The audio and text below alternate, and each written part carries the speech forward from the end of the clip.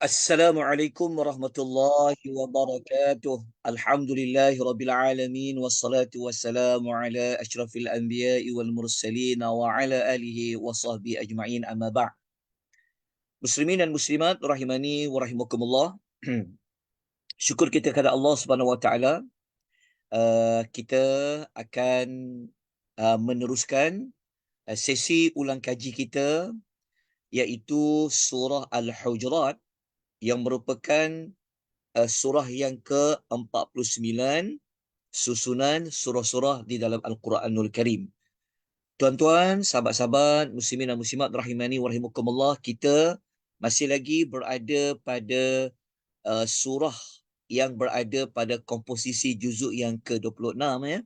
Juzuk yang ke-26 ni ada lebih kurang ada 6 surah. Bermula daripada surah Al-Ahqaf sampai kepada surah Az-Zariyat. Jadi kita dah sampai kepada surah yang keempat yang berada pada juzuk yang ke-26, iaitu surah Al-Hujurat. Surah Al-Hujurat ni ayatnya hanyalah terdiri daripada 18 ayat sahaja.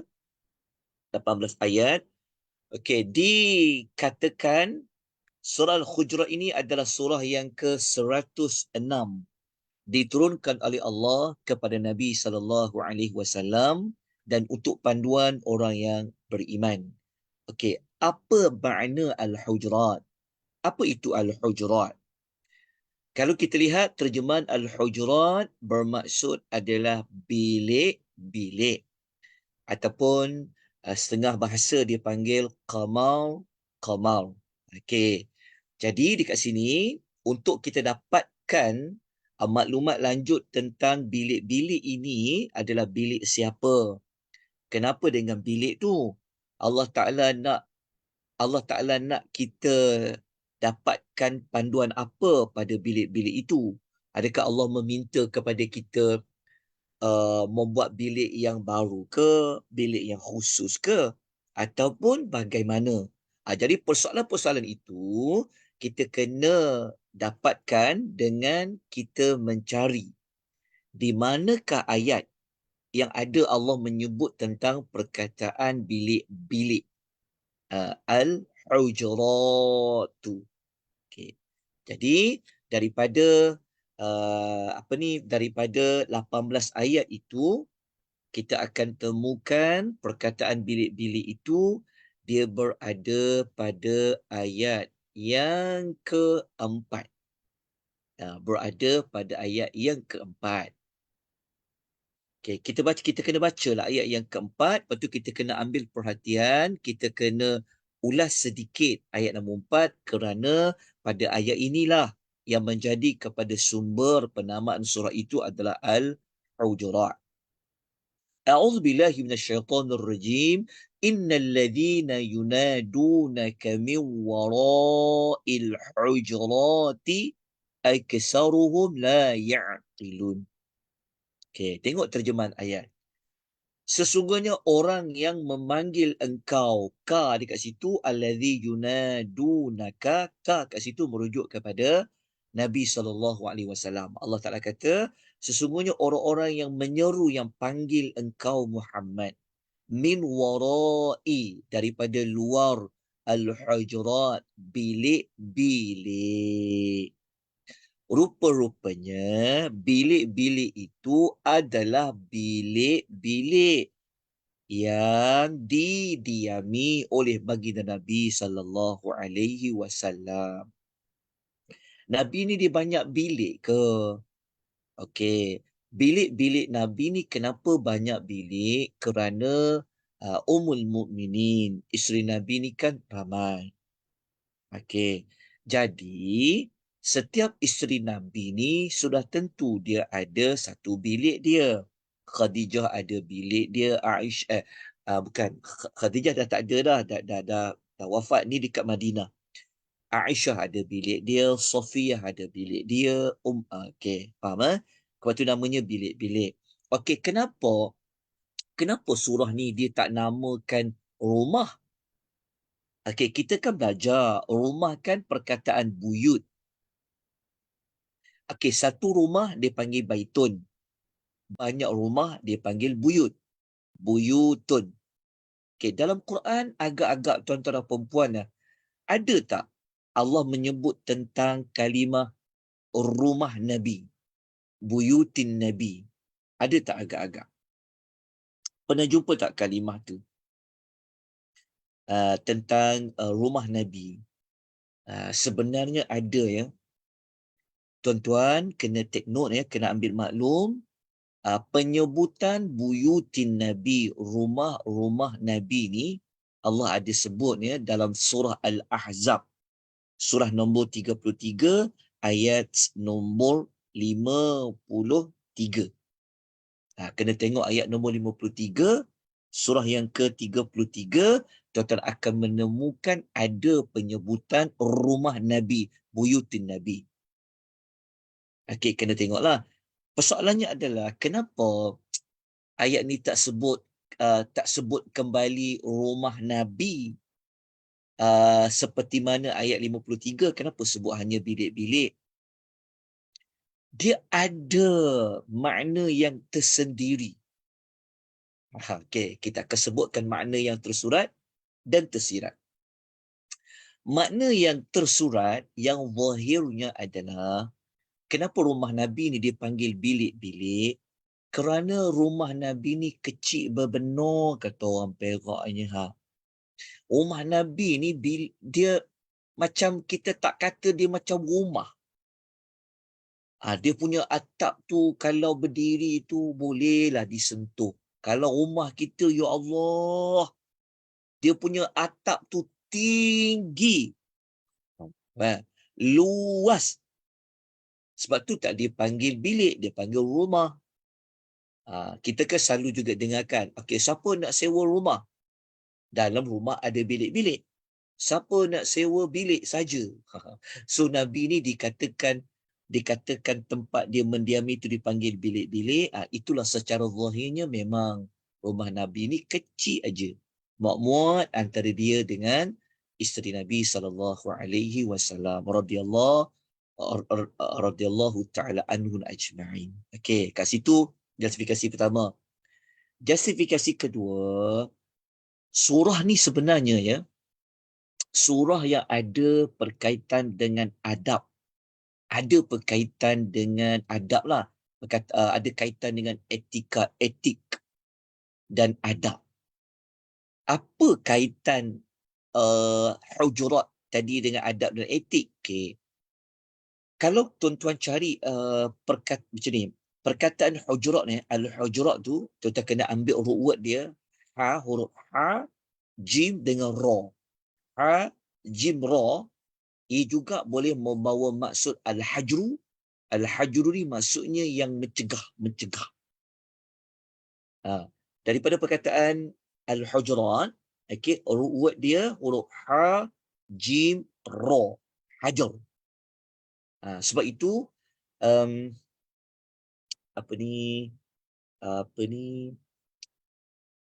ada, kita pernah belajar salah satu tempat tinggal kaum Samud. Ingat tak kaum Samud dipanggil apa? Hijr. Hijr itu kan dia adalah satu lokasi yang berbatu yang didiami oleh kaum Samud. Itu dipanggil Hijr. Hijr. Hijr itu dikaitkan dengan dia menghalang. Jadi al-hujurat dia ada kaitan dengan perbincangan al-hajru, iaitu mencegah, menghalang. Jadi makna yang tersirat pada perkataan al-hujurat iaitu al-hajru, iaitu menghalang. Menghalang apa sebenarnya? Nak cegah apa? Okey. Nak cegah apa? Nak halang apa? Jawapannya surah ini adalah surah akhlak. Surah adab. Jadi surah ni sebenarnya adalah surah yang kita akan bincang sekejap lagi tujuan dia. Tapi saya sebutlah terlebih dahulu dikaitkan dengan nama surah tu. Surah ini adalah surah yang menghalang, mencegah kita daripada tidak beradab.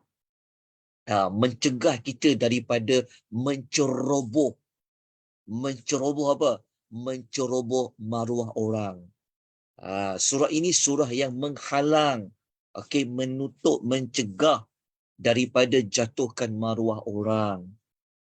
Itulah al-hujurat. Macam kita bilik, kan bilik halang, orang tak nampak kita dekat dalam. Sebab ada yang tutup dia. Jadi itu adalah makna yang tersirat daripada perkataan al-hujurat. Dan kita akan tunjukkan kepada tuan-tuan perempuan beberapa perkara yang tentang adab. Sebab tu surah Al-Hujurat ni, kalau tuan-tuan sempat baca lah, bukan sempat baca, memang kena baca. 18 ayat je pun tak banyak mana pun 18 ayat. Tuan-tuan cari surah ni, surah yang banyak Allah ulang kalimah yang berbentuk larangan. Tuan kata la la la la la la. Tuan kata la, jangan, jangan, jangan, jangan, jangan, jangan, jangan. Dekat 10 kali kita akan jumpa berbentuk larangan. Maknanya surah ini penuh dengan larangan. Sangat tepat dengan kalimah al-hajur. Al-hajur iaitu mencegah, menghalang. Tapi halang apa, cegah apa? Dia ada kaitan dengan isu kemasyarakatan. Kita zaman sekarang ni suka sangat ceroboh.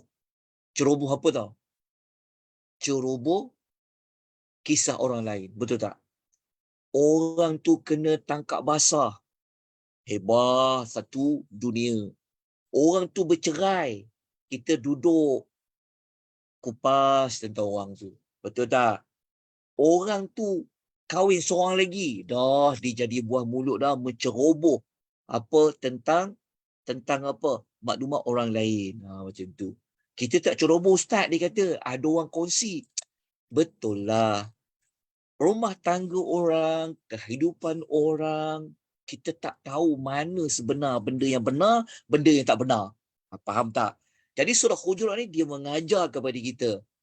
Sebab tu kita akan jumpa nanti. Cuma tuan-tuan kita tak sempat nak bincang sinopsis tu ayat berayat. Tapi surah ni ada surah larangan ngumpat, surah larangan pergi cari salah orang, surah yang melarang kita sangka buruk. Faham tak? Surah ni lah.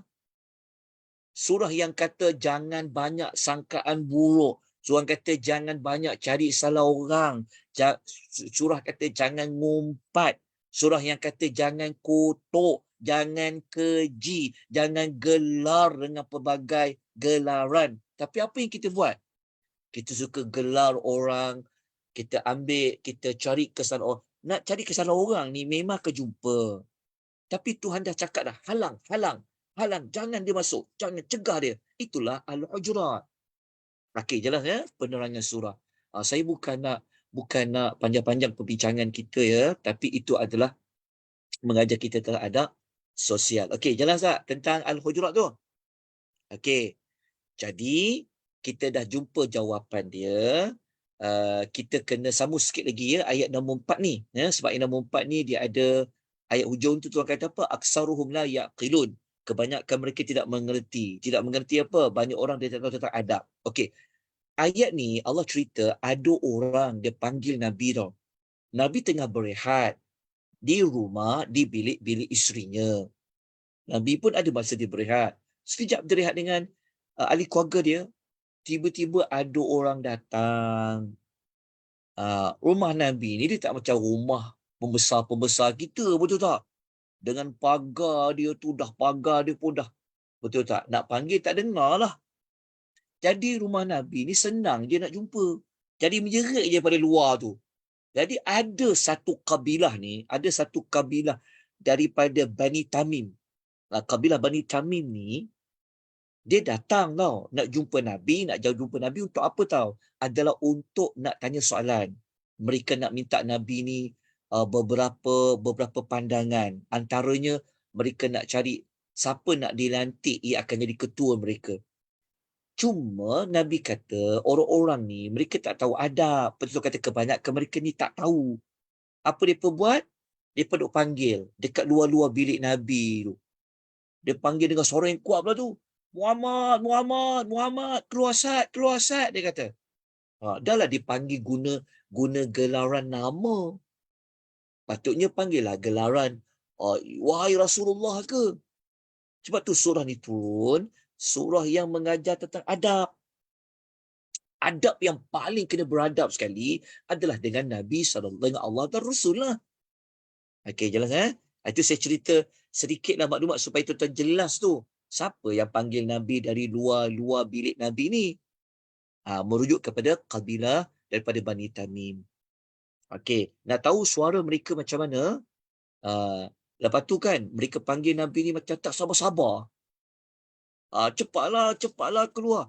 Lepas tu ayat nombor 5 tu kita baca. Allah Taala kata apa? Walau annahum sabaru hatta takhruja ilaihim lakana khairan lahum.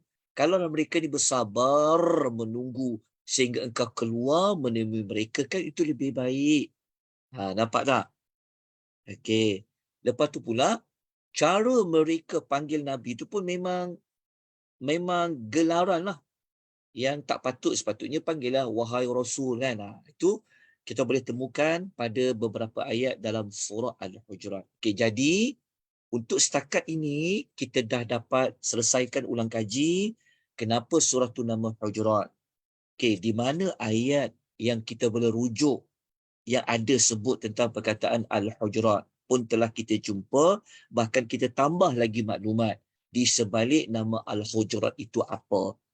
Okey, sekarang kita nak bincang pula tentang tentang tujuan bagi surah Hujurat. Kita nak bincang maqsad bagi tujuan surah Al-Hujurat. Ini di antara perkara yang penting dekat sesi ulang kaji. Okey, surah Hujurat ni dia adalah surah yang Allah nak memberikan kita panduan. Semua surah memberikan panduan, semua surah menjelaskan. Okey, Allah nak membimbing kita. Okey, nak membimbing orang yang beriman ni. Kenapa kita kata orang beriman? Sebenarnya surah ni surah yang Allah nak bagi kita sempurnakan iman kita. Kalau kamu benar-benar beriman, kamu kena buat begini. Apa nak buat begini tu? Kita akan sebutlah ni, nak sebutlah ni. Okey, surah ini surah yang membimbing kita kepada orang yang benar-benar nak sempurna imannya, maka dia kena ada akhlak yang sempurna. Dia kena ada akhlak yang sempurna. Maknanya surah ini bincang tentang macam mana nak jadi seorang yang ada akhlak yang sempurna. Akhlak yang perlu sempurna adalah pada orang yang beriman. Orang beriman ni, dia bukan hanya kena fikir tentang akidah, bukan saja dia kena fikir tentang ibadat, dia juga kena jaga akhlak. Kena jaga adab, etika dia, etik dia tu. Kenapa dipanggil sempurna? Kalau orang tanya, kita kan manusia manalah sempurna? Sempurna ni maksudnya adalah akhlak dari segala sudut. Berakhlak kepada Allah dan Rasul, berakhlak dengan sesama manusia, berakhlak sesama orang yang beriman. Itulah dipanggil akhlak yang sempurna. Jadi, kalau tuan-tuan nak buat perbincangan tentang pembinaan akhlak masyarakat yang terbaik ke kan, surah ini mesti dijadikan sebagai bahan kajian. Kerana memang surah ini turun adalah untuk membincangkan tentang pembinaan akhlak, karakter masyarakat yang baik. Terutama akhlak kepada Allah dan Rasul. Surah ni juga dia membina akhlak kita sesama jiran, kawan-kawan lain dan seluruh manusia. Bahkan kepada manusia yang bukan beriman pun, surah ini ada menyebutkan tentang perkenalan antara satu sama lain. Baik, tuan-tuan, rahimani wa rahimakumullah, untuk saya kukuhkan perbincangan tentang Al-Hujurat tadi, nama surah tu, dengan tujuan bagi surah Al-Hujurat, izinkan saya menyebut tentang beberapa ciri-ciri ayat surah Al-Hujurat. Okey. Surah Hujurat ni, tuan-tuan akan menemukan Allah menyeru kepada orang beriman dengan seruan ya ayyuhallazina amanu, ya ayyuhallazina amanu, ya ayyuhallazina amanu, ya ayyuhallazina amanu, ya ayyuhallazina amanu. Ada berapa kali? Ada 5 kali. 5 kali tu seolah Tuhan nak kata apa? Wahai orang-orang yang beriman, jika engkau benar-benar nak jadi orang beriman, kau kena buat ini, kau kena buat ini, kau jangan buat ini, kau jangan buat ini. Lepas tu kita sebut tadi ada berapa kali jangan? La. Ada 10 kali. Ada 10 berbentuk larangan. Jadi kena study surah ni. Apa yang Tuhan larang tu kita buat. Kita langgar ke kita tak langgar. Kalau kita langgar, maka akan mengurangkan pangkat keimanan kita tu. Sebab Allah ulang sebanyak 5 kali, ya ayyuhallazina amanu. Boleh tengok pada ayat nombor 1, ayat nombor 2, ayat nombor 6, ayat nombor 11 dan ayat nombor 12. 1, 2, 6, 11, 12. Ya ayyuhallazina amanu. Lepas tu surah ni pula, surah yang banyak menyeru kepada kita supaya takutkan Tuhan. Buat sesuatu supaya Tuhan jangan murka. Iaitu ada perintah bertakwa. Berapa kali tahu? 5 kali. 5 kali Allah ulang tentang perintah bertakwa. 5 kali tu dekat ayat nombor berapa? 1, 3, 10, 12, 13. 1, 3, 10, 12, 13. Kita akan jumpa Allah ulang tentang perintah bertakwa, bertakwa, bertakwa, bertakwa, bertakwa ni. Apa kaitan takwa? Apa kaitan takwa dengan nama surah tu? Kita dah ulang saya bahawasanya salah satu di antara cara orang yang takut kepada Allah, takut kepada azab Allah, dia akan jaga adab-adab. Terutama adab-adab dengan Allah dan Rasul. Nabi berehat, panggil elok-elok, panggil dengan nama, jangan berjerit-jerit macam tu. Okey, kita dah ulas tentang Al-Hujurat.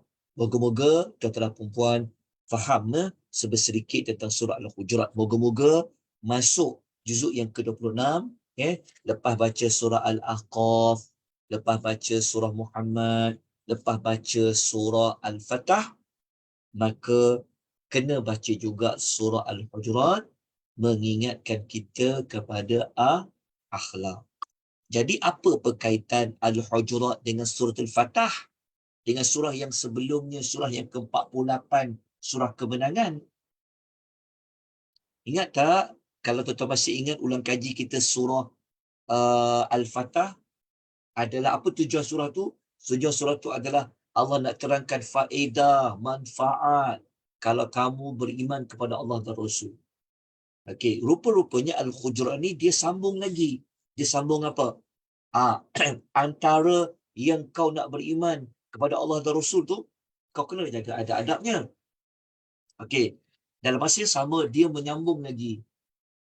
Kalau nak betul-betul dapat kemenangan, nak dapat kejayaan seperti mana Allah pernah bagi kepada Nabi dan orang beriman dapat menawan sebelum kota Mekah tu, maka ada syarat lain. Syarat lain apa? Jaga akhlak, jaga adab sesama kepada Allah dan Rasul, termasuklah kepada manusia yang ada di sekeliling kita.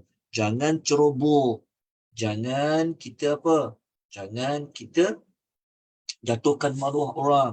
Kalau bergaduh, kita kena damaikan, bukan duk api-apikan lagi. Ni gaduh, duk api-apikan. Ini jadi masalah. Lepas tu surah Hujurat mengajar kita Allah jadikan manusia nak berkenal-kenalan. Kenal tu maksudnya bukan kenal apa. Kenal tu maksudnya sekurang-kurangnya tahulah kau duduk kat mana, kerja apa. Betul tak? Tapi orang kita kadang-kadang nak bertegur sapa pun susah. Jadi inilah surah Al-Hujurat. Ada kaitan dengan kemenangan. Tu kadang-kadang kita umat Nabi tau. Nabi Allah ada buktilah dia menang. Allah bagi dia kemenangan. Tapi kenapa orang Islam tak menang-menang sampai ke hari ini? Kenapa orang Islam ni, kenapa orang boleh berkotak-katikkan? Kenapa boleh dapat kemenangan? Dia ada kaitan juga dengan adab. Kalau kita sendiri dengan sama Islam pun ceroboh adab tu tak ada. Asyik fikir buruk kat orang, ngatur orang, cari salah orang, kutuk orang, keji orang. Mana kita nak dapat redha Tuhan? Jadi inilah sedikit ya dalam surah Al-Hujurat. Nak cakap panjang-panjang nanti, dia dah jadi ceramah panjang pula. Kita nak ulang kaji je sebenarnya surah Al-Hujurat. Moga-moga dapat manfaat, moga-moga jelas. Ya, okey. Moga-moga masuk yang ke surah yang ke 49 ini, Al-Hujurat. Kita habis baca surah Al-Hujurat, kita keluar dalam keadaan seorang yang berusaha untuk memperbaiki adab etika kita dengan Allah dan Rasul, termasuklah dengan sesama manusia yang lain. Kita tak nak baca Quran tak berubah juga, akhlaknya makin teruk. Maka kita nak macam tu. Jadi moga-moga juzuk ke-26, juzuk yang ke-26 ni membawa kita kepada penyempurnaan akhlak yang dituntut oleh Allah Subhanahu wa taala. Baik tuan-tuan, sebelum kita tangguhkan, saya nak sebutkan tema bagi surah Al-Hujurat ni. Temanya adalah al-akhlak lah. Al-akhlaq asasul bina' mujtama'. Akhlak adalah merupakan asas bagi pembinaan masyarakat. Baik, moga-moga ada manfaat. Semoga melalui ibadat Ramadan yang akan datang tu macam jauh sangat kan. Nanti dah masuk Ramadan, tadarus sama ada sendiri-sendiri ke, secara berkumpulan ke, sampai juzuk ni ke-26, sampai surah Hujurat, kita ambil sikit masa ambil sikit masa, ceramah sikit. Ceramah tu kita kata kat kawan-kawan kita, okeylah sebelum kita teruskan surah Qaf, kita kata, apa kata kita nak cerita sikit ni, penting ni. Masyarakat kita ni nampak kebobrokan akhlak dah ni. Kan? Jadi kita ambil lah, ceritalah balik surah Al-Hujurat. Moga-moga ada manfaat. Aku qouli hadza wa astaghfirullahal azim. Wabillahi taufiq hidayah. Wassalamualaikum warahmatullahi wabarakatuh. Saya nak buat satu lagi ulang kaji pagi ni tuan-tuan, jam 11 lebih kurang dalam 10 minit lagi kita akan ulang kaji surah Qaf. Surah Qaf, surah yang ke-50 insya-Allah. Juzuk yang ke-26. Maksudnya kita nak tamatkan juzuk yang ke-26, iaitu surah yang terakhir sekali, iaitu surah, sekejap saya tengok dekat nota yang saya tengok dekat laptop ni. Bukan, ada satu lagi. Surah Az-Zariyat.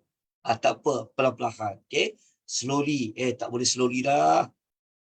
Kita kena speedy, kita kena cepat.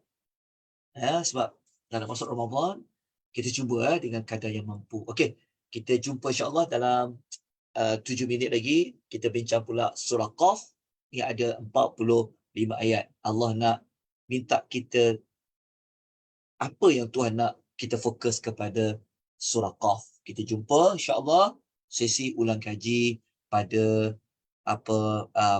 insya-Allah dalam tempoh 7 minit lagi. Subhanakallahumma bihamdika asyhadu an la ilaha illa anta astaghfiruka wa atubu